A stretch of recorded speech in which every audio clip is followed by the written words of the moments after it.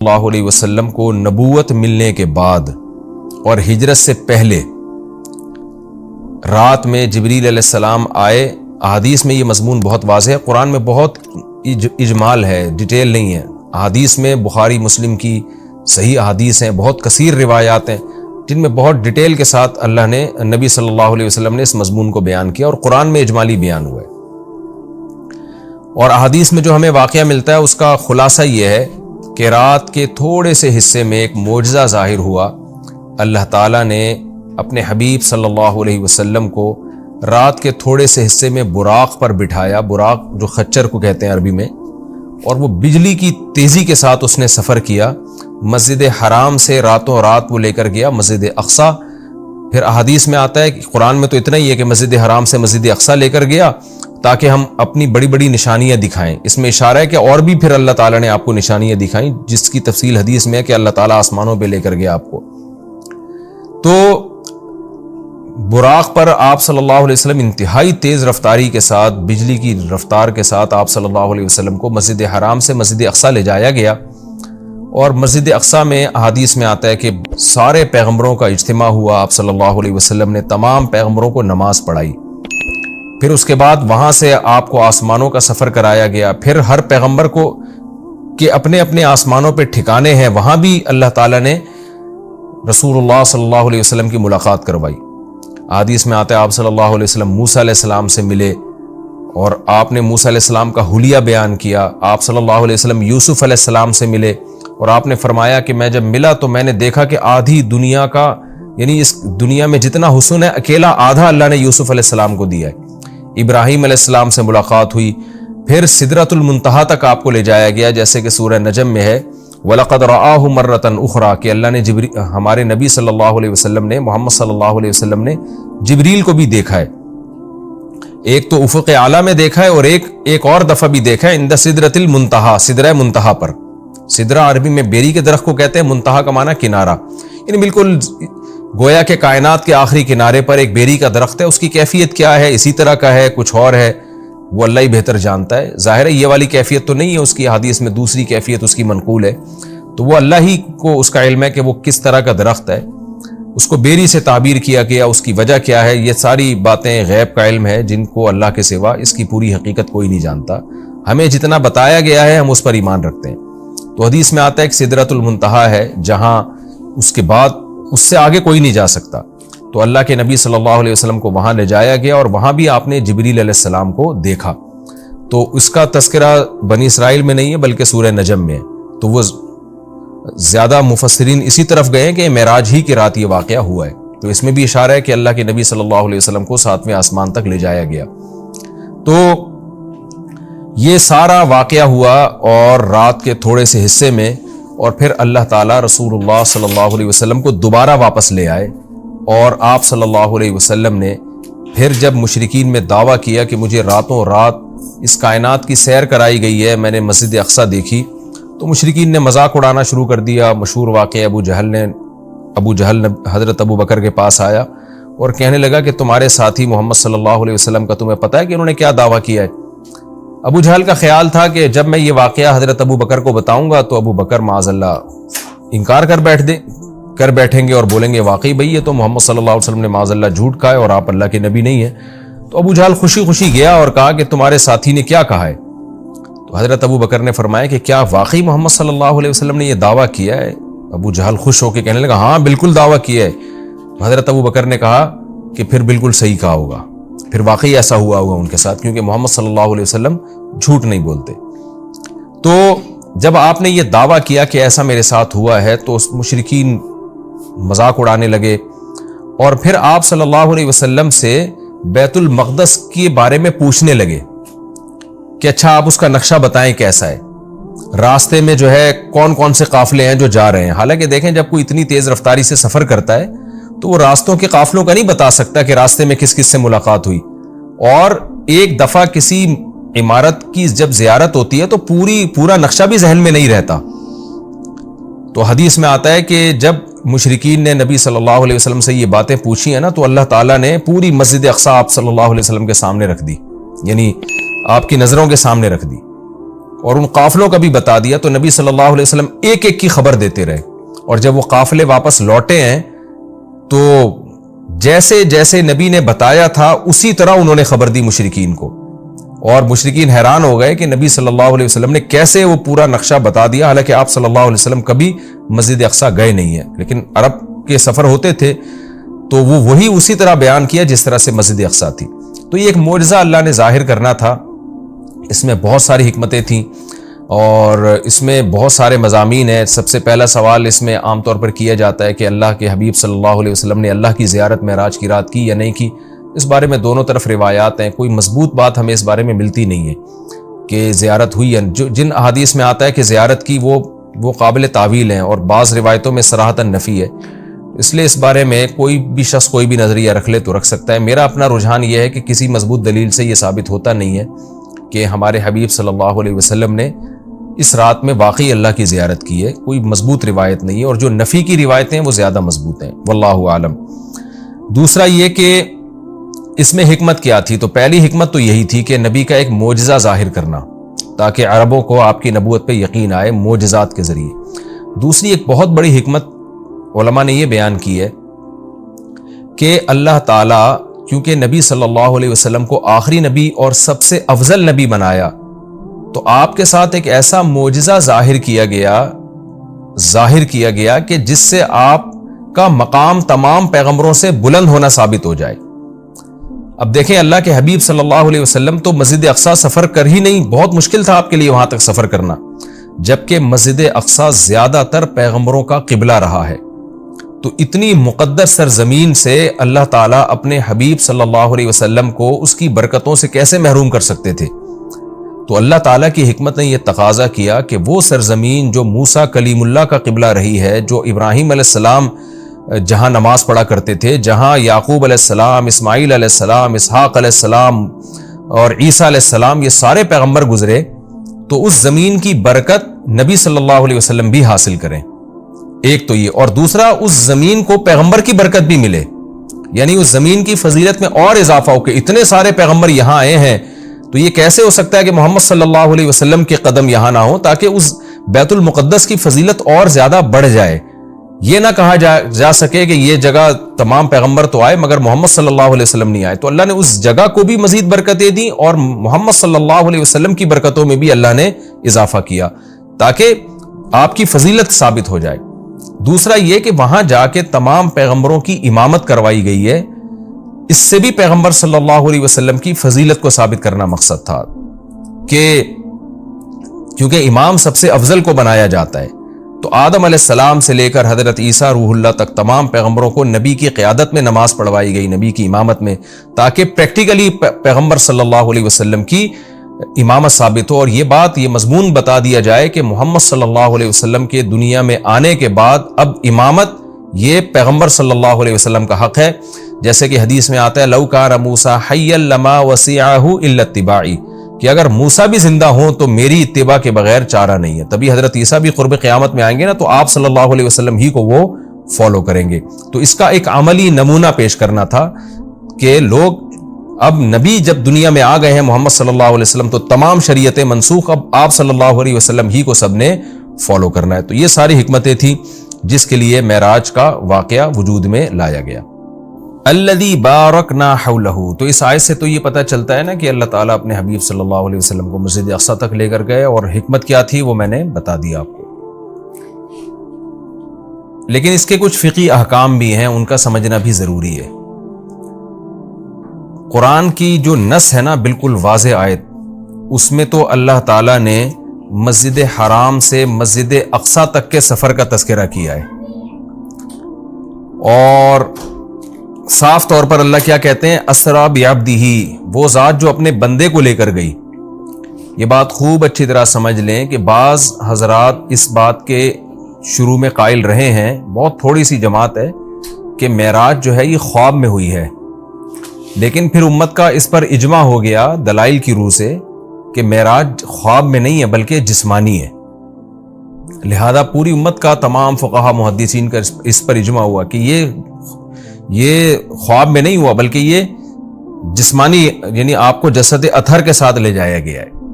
اور اس کی دلیل قرآن کی آیت ہے کہ سبحان الذی اسرا. ایک تو سبحان اللہ عربی میں تعجب کے موقع پہ کہا جاتا ہے، تو تعجب ظاہر ہے جب ہی ہوگا نا جب جاگتی حالت میں ہو. اگر خواب کی حالت میں ہے تو پھر تو یہ تعجب کی بات نہیں، خواب میں تو کچھ بھی آ سکتا ہے انسان کو. دوسرا یہ کہ اللہ نے یہاں یہ فرمایا بعبدہ، اپنے بندے کو لے کر گیا. تو عبد کا جو اطلاق ہے نا بندے کا، وہ صرف روح پر نہیں ہوتا، وہ جسم اور روح دونوں پر ہوتا ہے. جب ہم کہتے ہیں میں فلاں کو فلاں جگہ لے کر گیا، تو اس سے یہی سمجھ میں آتا ہے کہ اس کو جسم کے ساتھ لے کر گیا میں. تو اس لیے قرآن میں یہ بھی اشارہ ملتا ہے کہ معراج جو ہے وہ جسم کے ساتھ ہوئی ہے. تو جو حضرات کہتے ہیں نا کہ روح کے ساتھ ہوئی ہے یعنی خواب میں ہوا ہے، وہ استدلال کرتے ہیں سورہ بنی اسرائیل کی ایک آیت میں جو آگے آئے گی انشاءاللہ، جس میں آتا ہے وَمَا جَعَلْنَا الرُّؤْيَا الَّتِي أَرَيْنَاكَ إِلَّا فِتْنَةً لِلنَّاسِ وَالشَّجَرَةَ الْمَلْعُونَةَ فِي الْقُرْآنِ. یہ سورہ بنی اسرائیل میں اسی صورت میں آگے آیت آ رہی ہے، میں اس کا نمبر بھی آپ کو بتا دیتا ہوں. یہ آیت نمبر 60 ہے اسی سورہ بنی اسرائیل کی. وَمَا جَعَلْنَا الرُّؤْيَا الَّتِي أَرَيْنَاكَ. رؤیا جو ہے نا قرآن میں خواب پر بھی اس کا اطلاق کیا گیا ہے، جیسے کہ سورہ یوسف میں آتا ہے کہ لا تقصص رؤیاک علی اخوتک. رؤیا، اے میرے بیٹے اے یوسف تو اپنے خواب لوگوں کے اپنے بھائیوں کے سامنے بیان نہ کرنا. تو رؤیا کا اطلاق چونکہ خواب پر بھی ہوتا ہے، لہذا بعض لوگوں نے یہ کہا کہ قرآن کہہ رہا ہے وما جعلنا الرؤیا التي اریناک، اے نبی جو رؤیا ہم نے آپ کو دکھایا وہ ہم نے لوگوں کی آزمائش کے لیے دکھایا ہے. تو اس سے بعض لوگوں نے استدلال کیا ہے اس زمانے کے اسکالرز نے کہ دیکھیں قرآن تو رؤیا کہہ رہا ہے، رؤیا تو خواب کو کہتے ہیں، تو اس سے پتہ چلتا ہے کہ جو معراج تھا، معراج کا واقعہ ہوا یہ خواب میں ہوا ہے، یہ جاگتی حالت میں نہیں ہوا. لیکن خوب سمجھ لیں عربی میں جو رؤیا کا لفظ ہے یہ منظر کے معنی میں استعمال ہوتا ہے. منظر، سین جسے انگلش میں کہتے ہیں سین. رؤیا کا رؤیت سے نکلا ہے، دیکھنا، وہ چیز جو دیکھی جائے. تو خواب بھی چونکہ ایک سین ہوتا ہے، منظر ہوتا ہے، اس لیے اس کو رؤیا کہا جاتا ہے. یہ مطلب نہیں ہے کہ ہمیشہ رؤیا کا اطلاق خواب پر ہی ہوگا. اور اس کی دلیل اسی آیت میں موجود ہے. قرآن کیا کہہ رہا ہے؟ ہم نے جو آپ کو منظر دکھایا وہ اس لیے دکھایا تاکہ لوگوں کی آزمائش کا ذریعہ بنے. آزمائش جب ہی ہوگی نا جب کچھ اس کو مانیں گے، جب کچھ انکار کریں گے. اگر یہ خواب ہوتا تو پھر آزمائش تھوڑی ہوتی، پھر تو مشرکین بھی کہہ لیتے بھائی خواب تو کچھ بھی آ سکتا ہے. اور آگے قرآن کیا کہہ رہا ہے وَالشَّجَرَةَ الْمَلْعُونَةَ فِي الْقُرْآنِ. اسی طرح وہ درخت جو ملعون درخت ہے جس کو شجرہ زقوم کہا گیا ہے، وہ بھی ہم نے ایک لوگوں کے لیے آزمائش بنایا ہے. کیونکہ جب مشرکین مکہ کو بتایا گیا کہ کڑوا درخت ہے جہنم میں، تو فوراً انہوں نے کہا کہ درخت تو آگ میں اگ ہی نہیں سکتا، یہ تو پاسبل ہی نہیں ہے. تو اللہ نے اس کا جواب دیا کہ وہ جہنم کی جڑ، اس کی جو جڑیں ہیں وہ جہنم کی تہ میں ہیں. اور پھر اللہ نے بتایا کہ ہم نے وہ درخت اس لیے پیدا کیا ہے تاکہ یہ جو لوگ ہیں، جو مادہ پرست لوگ ہیں، یہ خدا کی قدرت کا انکار کریں، اور یہ انکار کریں کہ کہیں کہ درخت آگ میں نہیں پیدا ہو سکتا، جبکہ اللہ تو سب کچھ کر سکتا ہے. تو اب دیکھیں قرآن کیا کہہ رہا ہے کہ ہم نے جو ملعون درخت ہے وہ بھی لوگوں کے لیے فتنہ بنایا. کیا مطلب؟ اسباب کی دنیا میں وہ بھی پاسبل نہیں ہے کہ ایسا ہو، تبھی تو فتنہ ہے، تبھی تو آزمائش ہے. ایمان والے اس درخت کے وجود کے قائل ہوں گے، اور احمق اور بے وقوف جو خدا کی قدرت کا انکار کرتے ہیں وہ انہیں اس کی کوئی سائنسی لاجک سمجھ میں نہیں آئے گی تو وہ انکار کر دیں گے. تو اب قرآن نے معراج کے واقعے کو اور جو زقوم کا درخت ہے، آیت نمبر 60 سورہ بنی اسرائیل کی آیت نمبر 60، جی ہاں، اس صورت میں ایک ہی مقام پہ بیان کیا ہے. تو کیا مطلب؟ دونوں کا وقوع اس کی کوئی لاجک بنتی نہیں ہے، دونوں سیم ہیں. یعنی معراج کا واقعہ اور جہنم میں درخت کا پیدا ہونا یہ دونوں عقل سے بالاتر چیزیں ہیں. لہذا جو خدائی قدرت کے قائل ہیں وہ اس کا اقرار کریں گے، جو خدائی قدرت کے قائل نہیں ہیں وہ ان دونوں واقعات کا انکار کر دیں گے. تو اس سے بھی پتہ چلتا ہے کہ معراج جسم کے ساتھ ہوئی ہے، کیونکہ اگر اس کو خواب میں مان لیا جائے تو پھر یہ اس کی کوئی سائنسی دلیل دینے کی ہمیں ضرورت نہیں رہتی، کیونکہ خواب میں انسان کچھ بھی کر سکتا ہے، سب کچھ ہو سکتا ہے خواب میں اس کے ساتھ. تو یہ واضح قرائن ہے اس بات کے کہ خواب یہ جو معراج ہوئی ہے رسول اللہ صلی اللہ علیہ وسلم کو، یہ جسد اطہر کے ساتھ ہوئی ہے. یہ صرف روح کو آسمان میں نہیں لے جایا گیا، اور صرف جو ہے خواب میں یہ کام نہیں ہوا، بلکہ جسد اطہر کے ساتھ یہ کام ہوا ہے. اور حضرت عائشہ رضی اللہ تعالی عنہ سے ایک روایت ہے جس میں آتا ہے کہ رسول اللہ صلی اللہ علیہ وسلم کا جسد اطہر ما فقیدہ، اس طرح کے الفاظ ہے، صحیح حدیث ہے کہ وہ گم نہیں پایا گیا. تو بعض لوگوں نے اس سے استدلال کیا کہ امی عائشہ کو یہ دعویٰ کر رہی ہے کہ نبی صلی اللہ علیہ وسلم کا جسد وہ گم نہیں پایا گیا، لہذا جسد وہیں تھا اور روح کو معراج ہوئی ہے. تو یہ خوب سمجھ لیں حضرت عائشہ کے کلام کا یہ مفہوم نہیں ہے. حضرت عائشہ کے کلام کا وہی مفہوم لیا جائے گا نا دیگر احادیث سے ثابت ہوتا ہے. تو مطلب یہ ہے کہ اتنی تھوڑی دیر کے لیے وہ جسم بستر سے غائب ہوا ہے کہ گم نہیں پایا گیا، یعنی کسی نے آپ کو تلاش کرنے کی کوشش نہیں کی. ورنہ اتنا بڑا واقعہ ہو کہ آپ مسجد اقصیٰ میں جا رہے ہیں اور ساتوں آسمانوں کی آپ کو سیر کرائی جا رہی ہے تو اشکال ہوتا ہے نا کہ پھر تو جسم آپ کا غائب ہونا چاہیے تھا. لوگ تلاش کرتے کہ بھئی رسول اللہ صلی اللہ علیہ وسلم تو یہاں تھے، اب گئے کہاں اتنے ٹائم کے لیے. تو اتنا تھوڑے عرصے میں یہ آنن فانن بجلی کی رفتار کے ساتھ ہوا ہے کہ رسول اللہ صلی اللہ علیہ وسلم کو تلاش کرنے کی کوشش نہیں کی گئی. ایک سیکنڈ کے بھی ہو سکتا ہے ہزارویں حصے کے اندر یہ کام ہوا. اب رہا یہ مسئلہ کہ یہ کام سیکنڈ کے ہزارویں حصے میں ہو کیسے گیا. جب اتنے واقعات ہوئے، مسجد اقصیٰ میں آپ گئے، اتنا لمبا سفر، پھر وہاں اپنے پیغمبروں کو نماز پڑھائی، پھر وہاں سے آپ کو آسمانوں کی سیر کرائی گئی، مختلف آسمانوں پہ دوبارہ سے مختلف پیغمبروں سے ملاقات ہوئی، اور یہ سارا واقعہ ہونے کے بعد دوبارہ براق پہ بجلی کی رفتار کے ساتھ آپ کو لایا گیا، اور پھر آسمان میں آکسیجن کہاں تھی، اور ایک تیز اتنی اسپیڈ کے ساتھ چلے گی وہ تو ہوا میں رگڑ کھا کے جو ہے ہلاک ہو جائے گی جیسے کہ وہ خچر تھا یا جو براق تھا. تو یہ ساری چیزیں کیسے ممکن ہیں؟ تو ان تمام باتوں کا جواب اللہ نے سبحان الذی میں دے دیا کہ سبحان الذی، وہ ذات ہر عیب سے پاک ہے جس نے یہ کام کیا. کیا مطلب؟ یہ انسانوں کے لیے ناممکن ہے، اللہ کے لیے ناممکن نہیں ہے، کیونکہ اللہ تعالیٰ عیب سے پاک ہے، اور عاجز ہونا، کسی کام کو نہ کر سکنا، یہ بھی ایک عیب ہے. تو یہ عیب انسانوں میں پایا جاتا ہے، یہ اللہ میں نہیں پایا جاتا. اسی لیے بار بار یہ بات کہی جاتی ہے کہ معجزہ یا کرامت یہ اللہ کی قدرت کی دلیل ہوتی ہے، یہ پیغمبر کی یا انسانوں کی قدرت کی دلیل نہیں ہوتی، یا بزرگوں کی قدرت کی دلیل نہیں ہوتی، یہ اللہ کی قدرت کی دلیل ہے. تو اللہ سب کچھ کر سکتا ہے. اور اس میں ایک علمی نقطہ مفسرین نے بہت زبردست یہ بھی بیان کیا کہ دیکھیں اللہ نے محمد صلی اللہ علیہ وسلم کے لیے عبد کا لفظ استعمال کیا اور اپنے لیے سبحان اللہ کا لفظ استعمال کیا. یعنی یہ بتا دیا کہ معراج کا واقعہ جو وقوع میں آیا ہے اس سے محمد صلی اللہ علیہ وسلم کا عبد ہونا اس میں کمی نہیں ہوئی، بلکہ آپ تو اللہ کے غلام ہیں، عبد ہیں. تو یہ آپ کی طاقت اور قدرت کی دلیل نہیں ہے، کیونکہ آپ تو غلام ہیں، عبد ہیں، سارے انسان اللہ کے عبد ہیں. تو یہ اللہ کی قدرت کی دلیل ہے. تو یہ بھی ایک اہم پوائنٹ کی بات ہے کہ اس میں کوئی شرک نہ کرنا شروع کر دے اور یوں نہ کہے کہ محمد صلی اللہ علیہ وسلم اتنے طاقتور ہیں کہ رات کے تھوڑے سے حصے میں وہ بیت المقدس بھی چلے گئے اور ساتوں آسمانوں کی سیر بھی کر کے آ گئے، تو کوئی محمد صلی اللہ علیہ وسلم کی عبادت نہ شروع کر دے. اس لیے اللہ نے بتا دیا کہ بھائی یہ سبحان اللہ، اللہ ہر عیب سے پاک ہے، محمد صلی اللہ علیہ وسلم تو عبد ہے، عبد ہی رہیں گے. اللہ نے آپ کو عبد بنایا، تو عبد کی عبادت نہیں ہوتی، عبادت معبود کی ہوتی ہے. اب میں آگے چلتا ہوں. میں نے مختصر معراج کا واقعہ بیان کیا، باقی معراج کس رات کو ہوئی خوب سمجھ لیں، اس بارے میں کوئی مستند روایت موجود نہیں ہے، یعنی اس کی اسپیسیفک تاریخ کہ کس تاریخ کو یہ واقعہ وجود میں آئے. 27 رجب لوگوں نے خود گڑی ہوئی ہے، اس پر کوئی صحیح حدیث موجود نہیں ہے. تو ہمیں بس اتنا ایمان ہے کہ معراج کا واقعہ ہوا ہے. اچھا، نبی صلی اللہ علیہ وسلم کے مسجد حرام سے مسجد اقصیٰ تک جانے کے عمل کو اسراء کہا جاتا ہے، اور مسجد اقصیٰ سے ساتویں آسمان تک جانے کے عمل کو معراج کہا جاتا ہے. یہ بھی ایک ٹرم خوب اچھی طرح سے آپ سمجھ لیں. تو اسراء کا عمل اور معراج کا عمل. اور علماء نے یہ کہا ہے، یہ مسئلہ بیان کیا ہے کہ جو مسجد اقصیٰ تک جانے کا بھی انکار کرے گا وہ کافر ہو جائے گا، کیونکہ قرآن کی صریح آیت موجود ہے. اور جو آسمانوں پہ جانے کا انکار کرے گا تو اگر وہ کوئی تعویل کر رہا ہے احادیث کی یا خبر واحد ہونے کی وجہ سے تو وہ گمراہ ہوگا، کافر نہیں ہوگا. لیکن جو ضد اور ہٹ دھرمی میں انکار کر رہا ہے صرف نبی صلی اللہ علیہ وسلم کی بات کو غلط قرار دے کر، تو پھر وہ بھی کافر ہو جائے گا.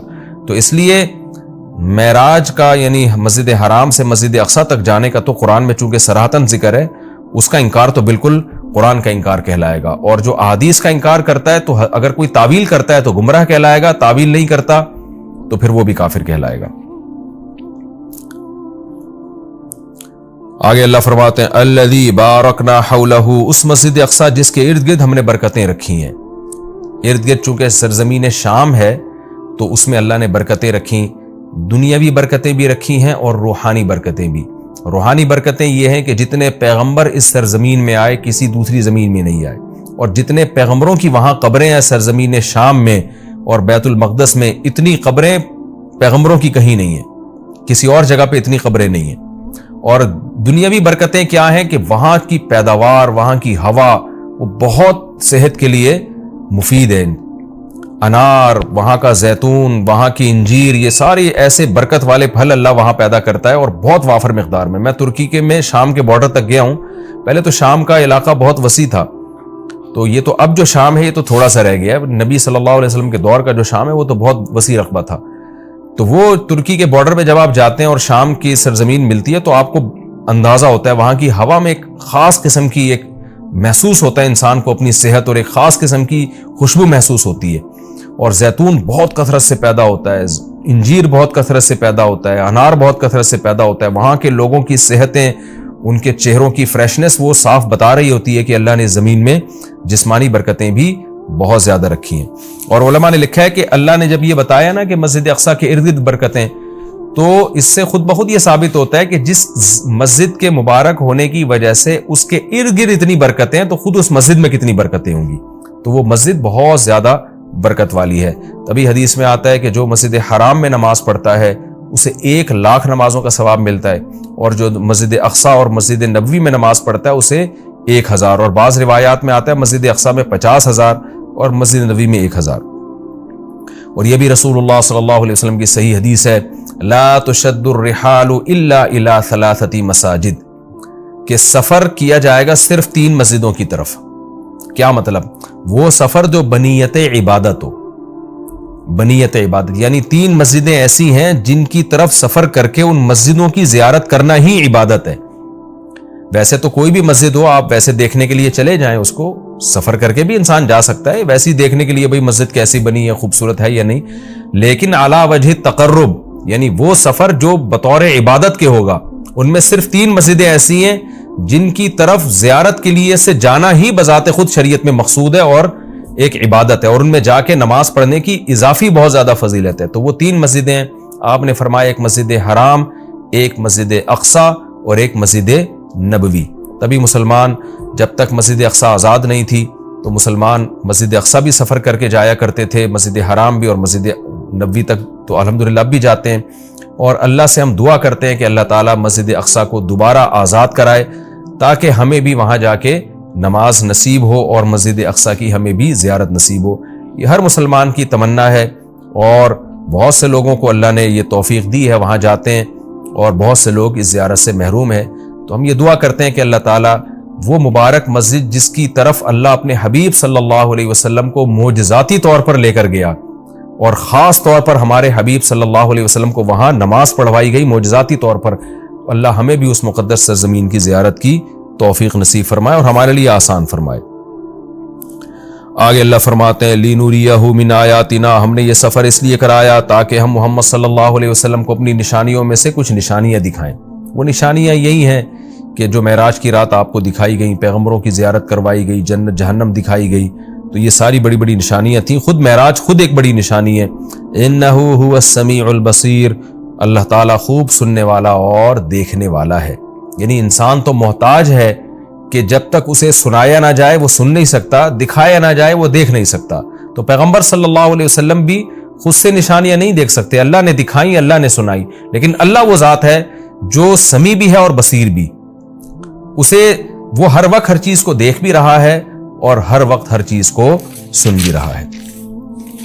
آگے اللہ تعالیٰ ارشاد فرماتے ہیں وَآتَيْنَا مُوسَى الْكِتَابَ، یہ پیغمبروں کا سلسلہ نیا نہیں ہے، پرانا ہے. ہم نے محمد صلی اللہ علیہ وسلم کو جیسے کتاب دی ہے اور محمد صلی اللہ علیہ وسلم کو نشانیاں دکھا رہے ہیں، تو آپ سے پہلے موسیٰ علیہ السلام کو بھی ہم کتاب دے چکے ہیں.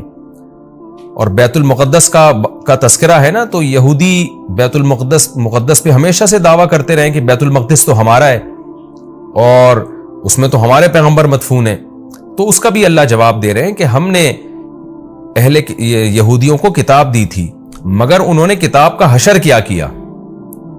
تو آگے پورے رکوع میں اسی کی تفصیل ہے کہ کس طرح انہوں نے خدا کی نافرمانی کی ہے، جس کے نتیجے میں اللہ نے ان سے یہ خلافت چھینی ہے اور بیت المقدس ان سے چھینا گیا ہے. تو اسی کا تذکرہ ہے وَآتَيْنَا مُوسَى الْكِتَابَ، ہم نے موسیٰ کو کتاب دی، وَجَعَلْنَاهُ هُدًى، اور ہم نے ہدایت بنایا تھا اس کتاب کو، لِبَنِي اسرائیل، بنی اسرائیل کے لیے، اللہ تتخذوا من دونی وکیلا، اور ان سے کہا تھا میرے سوا کسی کو کارساز نہ بنانا، اللہ ہی سے دوستی لگانا، اللہ ہی کو اپنا وکیل یعنی کارساز سمجھنا کہ اللہ ہی تمہارے کام بنائے گا بگاڑے گا، لہذا اللہ ہی سے بنا کے رکھنا ہے۔ وکیل کہتے ہیں جو آپ کے کام بنانے والا ہوتا ہے۔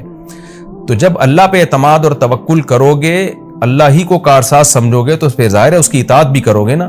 مگر یہودیوں نے ایسا نہیں کیا۔ آگے اللہ خطاب کرتے ہیں ذریۃ من حملنا مع نوح، اے وہ لوگوں جن کو ہم نے نوح کے ساتھ سوار کیا تھا، اے ان کی ذریت، یعنی اللہ تعالیٰ ہم سب سے، پوری انسانیت سے خطاب کر رہے ہیں کہ تم وہ لوگ ہو جن کو ہم نے نوح کے ساتھ کشتی میں سوار کیا تھا، ان کی اولادیں ہو تم۔ نوح علیہ السلام کے ساتھ کشتی میں بہت سے لوگ سوار ہوئے تھے، ان میں نوح علیہ السلام کے 3 بیٹے بھی تھے، حام، سام اور یافس، جن کا نام بیان کیا جاتا ہے۔ تو باقی ساری نسل انسانیت کی انہی 3 بیٹوں سے چلی ہے۔ تو وہ چونکہ کشتی میں نوح علیہ السلام کے ساتھ سوار تھے، اس لیے اللہ نے کہا کہ تم اے انسانوں، تم ان کی نسلیں ہو جن کو نوح علیہ السلام کے ساتھ ہم نے کشتی میں سوار کیا تھا، جو ان کے 3 بیٹے تھے۔ تو گویا اللہ کا بہت بڑا احسان ہے کہ تمہارے جو باپ دادے تھے نا، نوح علیہ السلام اور ان کے 3 بیٹے، وہ تو شکر گزار بندے تھے، جن کے شکر گزاری کی وجہ سے پوری انسانیت کو تباہ کر کے ہم نے چند لوگوں کو کشتی میں سوار کیا تھا۔ آگے تم انہی کی نسلیں ہو۔ اگر وہ شکر گزار نہ ہوتے تو تمہیں بھی زندگی اور حیات نہ ملتی۔ اس لیے آگے فرمایا انہ کان عبدا شکورا، نوح تو اللہ کے شکر گزار بندے تھے، تو تم انہی کی اولاد ہو جن کو ہم نے کشتی میں سوار کیا۔ تو گویا کشتی میں سوار کرنے والوں پر بھی ہم نے احسان کیا اور تم پر بھی ہم نے احسان کیا، کیونکہ اگر ان کو ہم کشتی میں سوار نہ کرتے اور طوفان میں غرق کر دیتے تو تم بھی پیدا نہ ہوتے۔